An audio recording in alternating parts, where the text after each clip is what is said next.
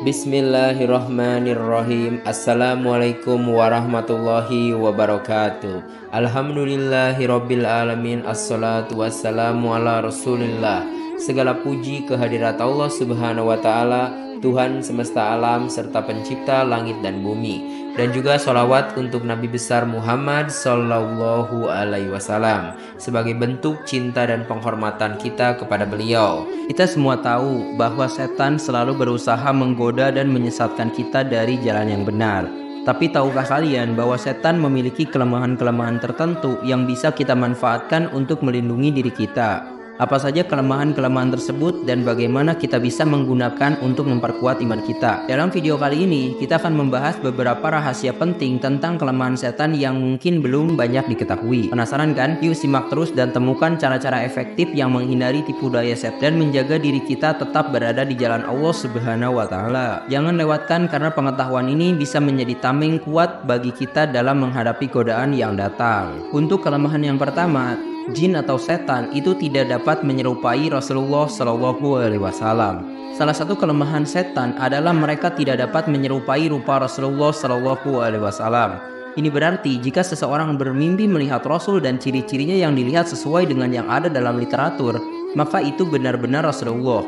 Ini memberikan ketenangan bagi umat Islam bahwa penampakan Rasulullah dalam mimpi bukanlah tipuan setan. Di dalam hadis yang sahih, Rasulullah pernah bersabda, "Barang siapa yang bermimpi melihatku, maka dia sesungguhnya telah melihatku, karena syaitan atau setan itu tidak dapat menyerupaiku." Hadis riwayat Bukhari dan Muslim. Nah, hadis ini memberikan keyakinan bahwa setan tidak memiliki kemampuan untuk menyerupai wajah atau rupa Nabi Muhammad SAW. Nah, sekarang di sini juga kita akan berikan amalan yang bisa kita kerjakan. Yang berikut adalah 3 contoh amalan yang bisa kita kerjakan untuk mendekatkan diri kepada Allah dan Rasulnya serta menghindari dari godaan setan. Yang pertama itu membaca sholawat Nabi. Nah, jadi membaca sholawat adalah salah satu untuk mendekatkan diri kepada Rasulullah Shallallahu Alaihi Wasallam dan mendapatkan syafaat beliau di hari kiamat. Misalnya contohnya seperti Allahumma sholli ala Muhammad wa ala ali Muhammad. Nah, itu aja yang paling sederhana.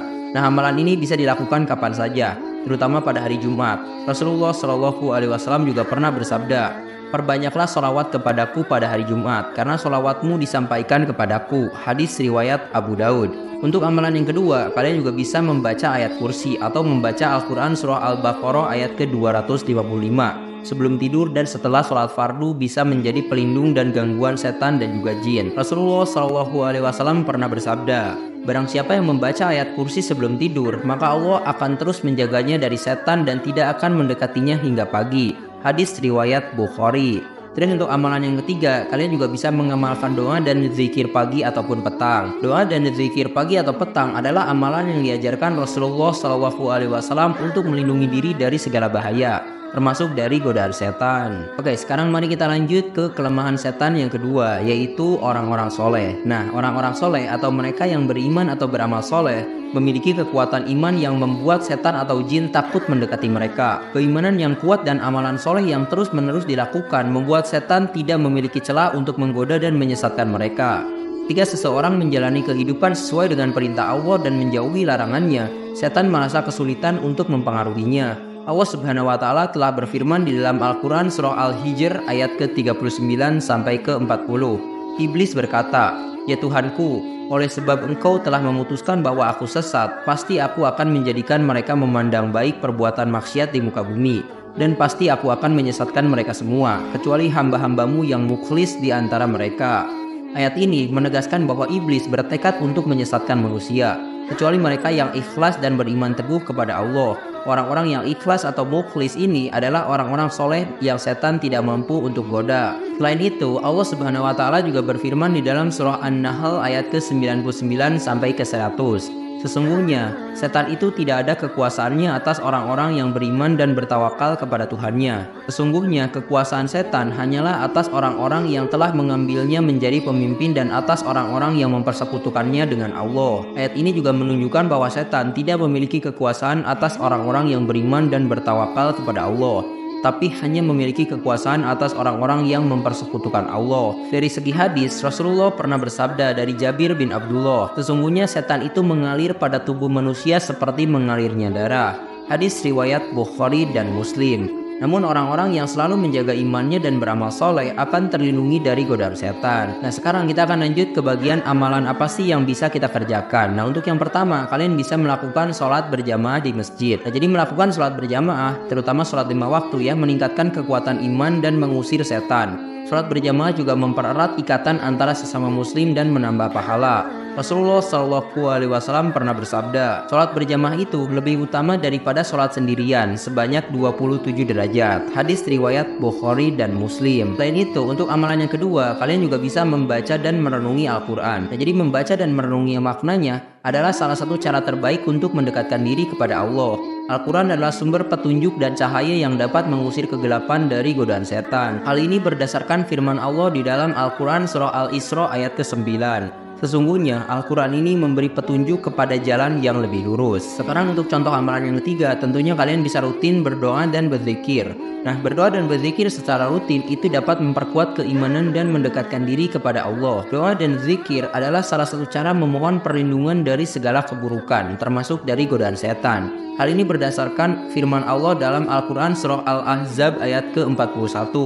Wahai orang-orang yang beriman, berzikirlah dengan menyebut nama Allah, zikir yang sebanyak-banyaknya. Sekarang mari kita lanjut ke poin yang ketiga, yaitu menutup pintu dengan menyebut nama Allah. Salah satu cara untuk melindungi rumah dan diri dari gangguan setan adalah dengan menutup pintu-pintu sambil menyebut nama Allah. Menyebut nama Allah atau membaca basmalah saat menutup pintu, bejana, atau melakukan aktivitas lainnya adalah cara untuk memohon perlindungan Allah dari godaan setan. Hadis dari Hudzaifah bin Al-Yaman, Rasulullah SAW pernah bersabda, jika malam telah tiba, tahanlah anak-anak kalian di dalam rumah, karena setan berkeliaran pada waktu itu. Jika malam telah berlalu, maka biarkanlah mereka keluar. Tutuplah pintu-pintu dan sebutlah nama Allah, karena setan tidak bisa membuka pintu yang tertutup.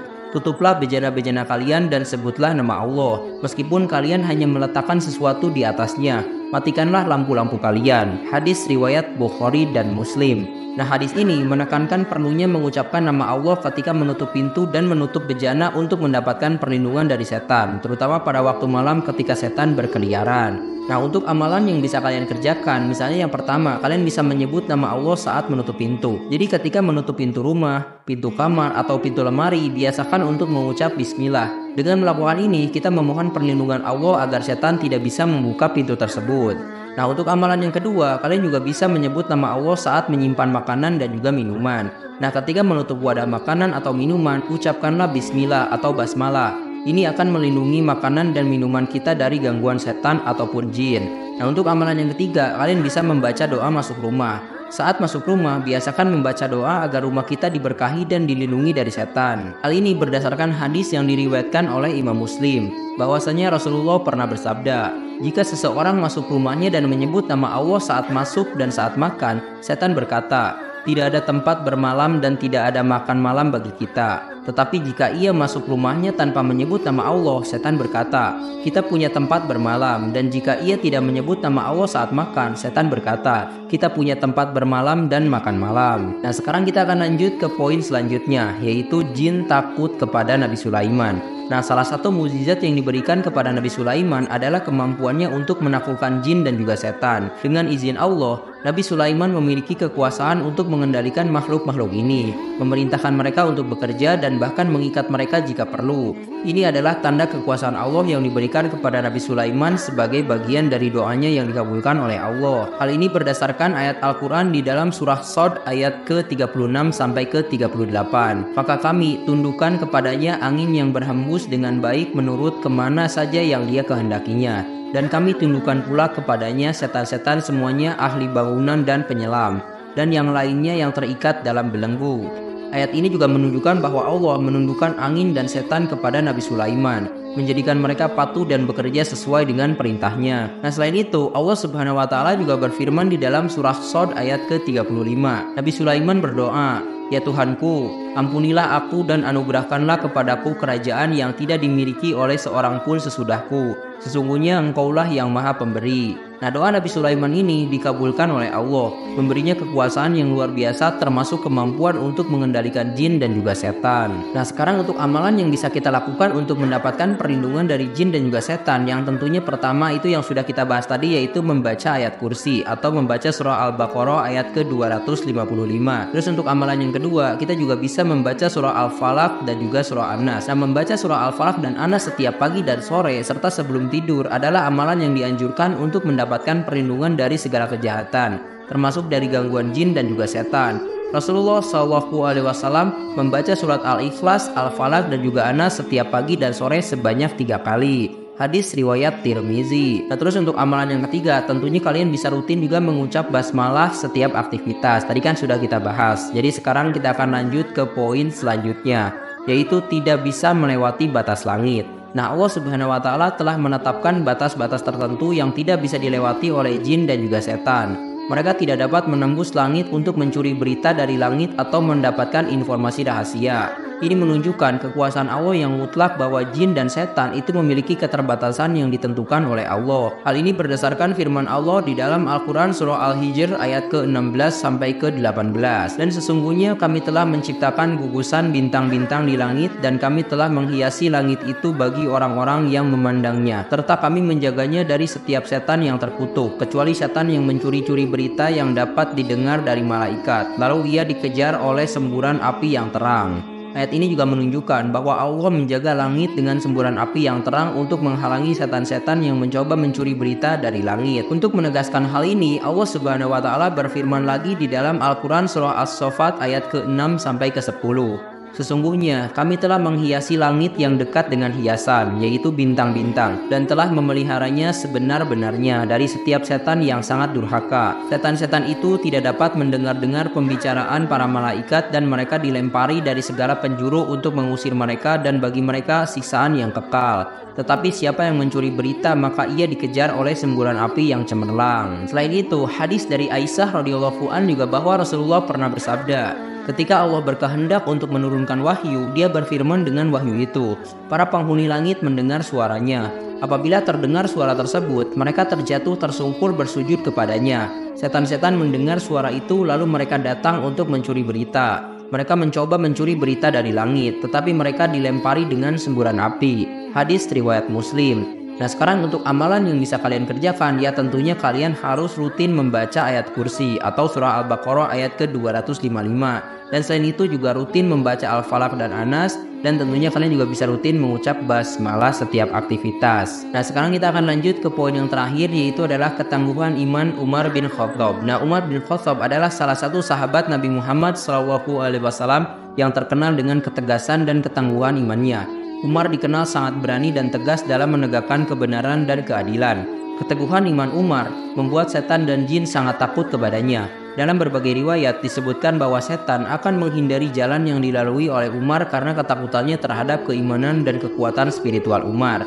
Rasulullah SAW pernah bersabda dari Sa'ad bin Abu Waqqas, "Wahai putra Khattab, demi Allah yang jiwaku berada di tangannya, tidaklah setan berjumpa denganmu di suatu jalan, kecuali setan itu akan mencari jalan lain selain jalanmu." Hadis riwayat At-Tirmizi. Selain itu, Rasulullah SAW juga pernah bersabda, "Sesungguhnya orang mukmin akan dapat mengendalikan dan mengalahkan setannya, sebagaimana salah seorang dari kalian yang dapat mengendalikan untanya ketika berpergian." Hadis riwayat Ahmad. Nah, hadis ini itu mengajarkan bahwa keimanan yang kuat akan memberikan kekuatan untuk mengendalikan dan mengalahkan godaan setan, sebagaimana yang dilakukan oleh Umar bin Khattab.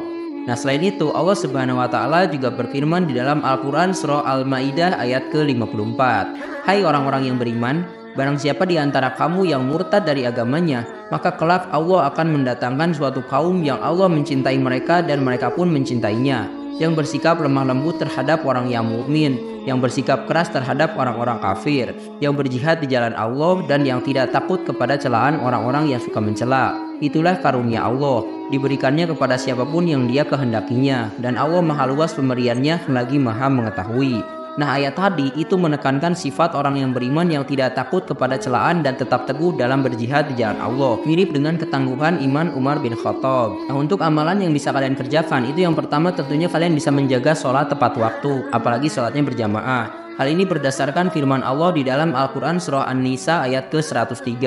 Sesungguhnya, sholat itu adalah kewajiban yang ditentukan waktunya atas orang-orang yang beriman. Nah, selain itu, kalian juga bisa membaca dan mengamalkan Al-Quran. Hal ini berdasarkan firman Allah di dalam Al-Quran Surah Al-Isra ayat ke-9. Sesungguhnya Al-Quran ini memberikan petunjuk kepada jalan yang lebih lurus dan memberikan kabar gembira kepada orang-orang mukmin yang mengerjakan amal soleh bahwa bagi mereka ada pahala yang besar. Nah, untuk amalan selanjutnya, kalian juga bisa rutin berzikir dan juga berdoa. Hal ini berdasarkan firman Allah di dalam Al-Quran Surah Ar-Ra'd ayat ke-28. Orang-orang yang beriman dan hati mereka menjadi tentram dengan mengingat Allah. Ingatlah, hanya dengan mengingat Allah lah hati menjadi tentram. Terima kasih telah menyimak. Silahkan kirim dukungan kalian dengan klik tombol like, subscribe channel ini, dan bagikan juga ke teman-teman kalian. Semoga dengan membagikan itu kalian bisa mendapatkan pahala jariah dari video ini. Mohon maaf bila ada kesalahan. Wabillahi taufik wal hidayah. Wassalamualaikum warahmatullahi wabarakatuh.